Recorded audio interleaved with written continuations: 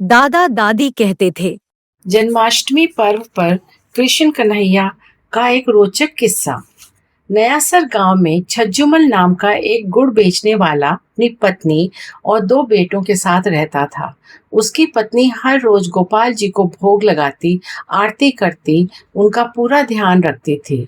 उधर छज्जूमल दूर गांव में जाकर गुड़ बेचता था।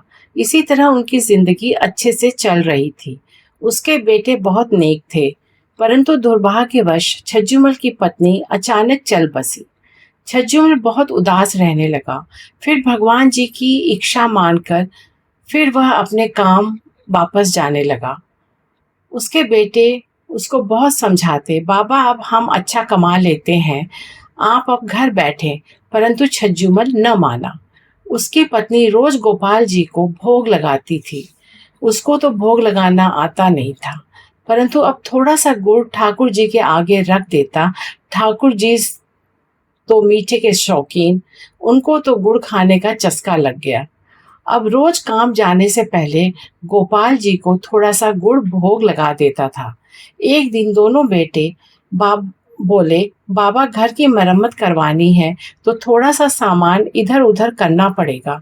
बाबा बोले ठीक है, तो उन्होंने गोपाल जी को भी अलमारी में भूल कर रख दिया। घर का काम शुरू हो गया, पर गोपाल जी को अब गुड़ का भोग नहीं लगता था। छज्जूमल अब रोज की तरह गांव में गुड़ बेचने जाता था। रास्ते में थोड़ा सा विश्राम करने के लिए एक वृक्ष के नीचे बैठ गया। ठंडी ठंडी हवा चल रही थी। तभी छज्जूमल की आंख लग गई। तभी उसे लगा कि कोई उसे उठा रहा है और कह रहा है, बाबा आज गुड़ न दोगे? छज्जूमल ने एक दो बार अनसुना कर दिया। उसे लगा कि कोई सपना है, पर जब उसे कोई लगातार हिलाता जा रहा था और बोल रहा था, अचानक वह उठा और देखता है कि 6-7 साल का बालक उसे कह रहा है कि बाबा आज गुड़ ना दोगे? छज्जूमल मन में सोचने लगा कि मैंने तो इस बालक को कभी गुड़ न दिया। फिर उसने सोचा कि गांव में ही किसी का बच्चा होगा। छज्जूमल ने कहा, हाँ बेटा ले लो, तो उसे थोड़ा सा गुड़ दे दिया। गुड़ लेकर वह बालक गुड़ को मुंह में डालकर आहा आहा मीठा मीठा कहकर वहां से भाग गया। अब तो रोज ही वह बालक छज्जूमल को मिलता, उससे गुड़ लेता और नाचता गाता मीठा मीठा कहकर भाग जाता। छज्जूमल भी बच्चा समझकर उसको रोज गुड़ दे देता। अब घर का काम पूरा हो गया तो उस दिन घर में हवन पूजा रखा गया। छज्जूमल अब गुड़ बेचने ना गया, परंतु वह बालक तो अपने समय पर उस जगह पहुंच गया। अब छज्जूमल वहां न आया। बालक ने तो घर जाकर मैया की जान खा ली और ताता थैया मचाने लगा। बोला, मुझे तो गुड़ ही चाहिए। मैया ने बहुत समझाया, बर्फी मिठाई सब ला कर दिए, लेकिन वह तो कहता रहा, मैं तो गुड़ ही खाऊंगा।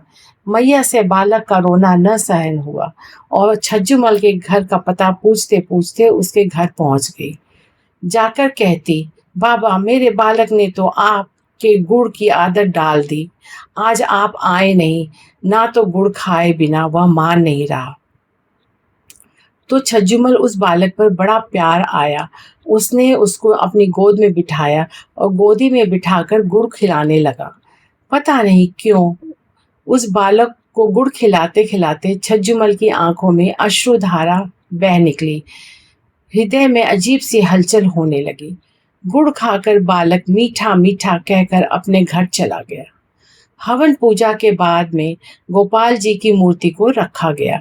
अगले दिन छज्जूमल नियम से गोपाल जी को गुड़ का भोग लगाकर काम पर चला गया। रास्ते में उसी जगह पर रुका। अब तो उसे भी उस बालक को गुड़ खिलाने की जल्दी थी, परंतु वह बालक आया ही नहीं।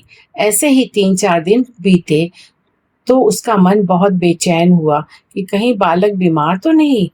उसने गांव जाकर सबको बालक के बारे में पूछा, तो सबने कहा ऐसा तो यहाँ कोई भी बालक नहीं रहता। वह हैरान परेशान होकर घर पहुंचा। घर पहुंचकर जब वह मंदिर में बैठा तो गोपाल जी की तरफ देखा। वह मंद मंद मुस्कुरा रहे थे।